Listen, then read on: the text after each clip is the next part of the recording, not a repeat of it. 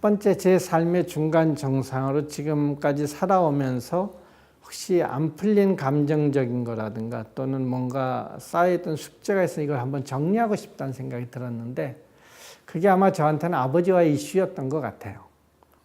뭐 딱히 돈에 대해서 생각이 별로 없으셨던 것 같아요.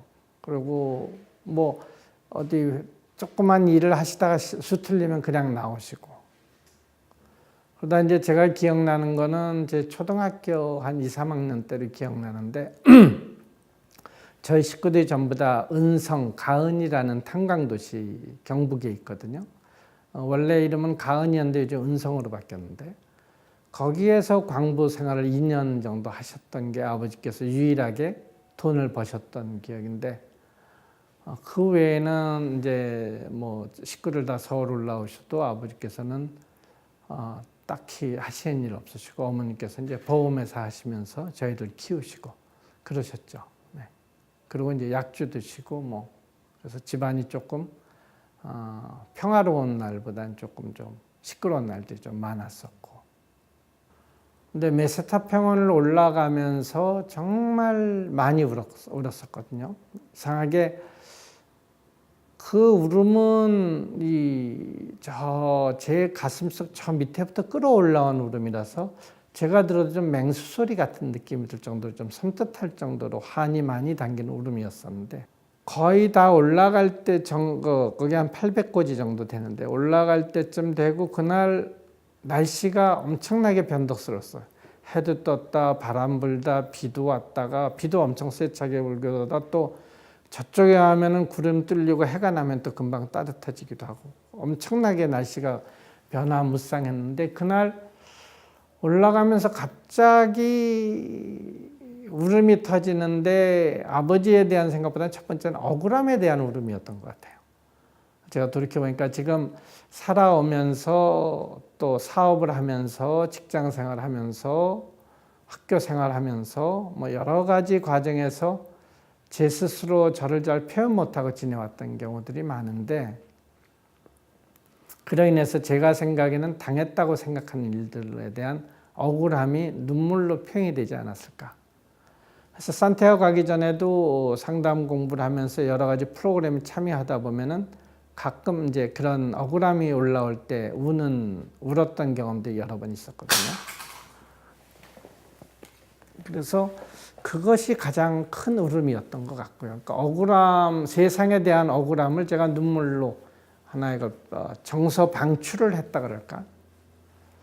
그러면서 또 우리 아버지를 생각하면서 아버지에 대한 원망보다 우리 아버지 참 불쌍했겠다라는 참 평생 저렇게 사시는 거 얼마나 힘드셨을까라는 아버지 생각하면서 떠오른 눈물이 있었고요.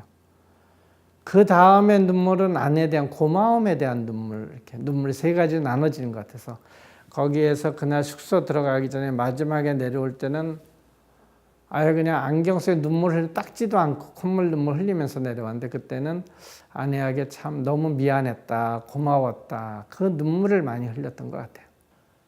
울고 나서 많이 편안해지고 그날 우연히 또 그날 밤에 숙소가 그 이탈리아 신부님이 하시는 병원 같은 데인데 침대가 8개뿐이 없는 데인데 거기 우연히 들어가게 돼서 세족식을 하면서 이제 나는 다시 태어났구나 이런 생각을 하게 됐거든요.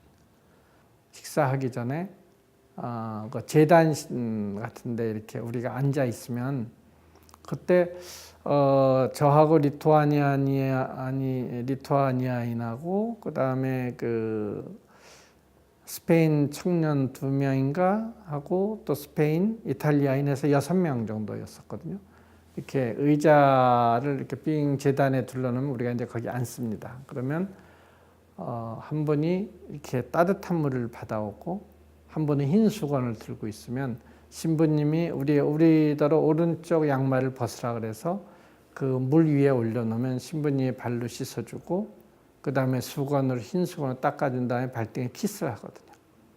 근데 제 옆에 리투아니아인은 느낌이 무슨 군인처럼 대단히 강한 느낌이었는데 바로 그 키스 받자마자 오열을 하더라고요.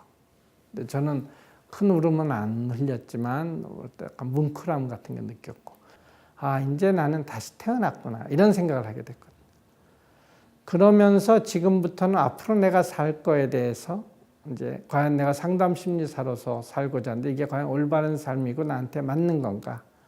아니면 내가 정말 상담사로서 남을 돕고자 하는 마음보다는 내가 단순히 돈을 벌기 위해서 하려는 건가?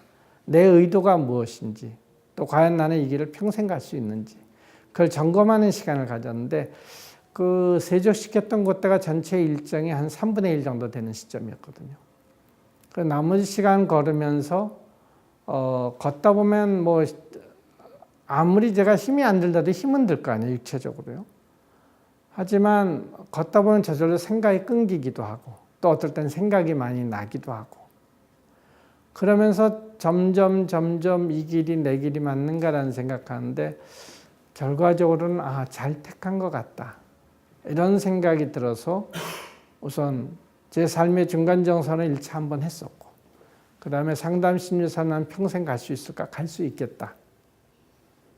그 두 가지를 저 나름대로 확신을 얻고 왔고, 갔다 와서 이제 제가 다시 상담사로 활동을 하면서 점점 더 이 길이 제 길이라는 확신이 들어서 전 지금 대단히 편안하고 행복한 상태인 것 같아요.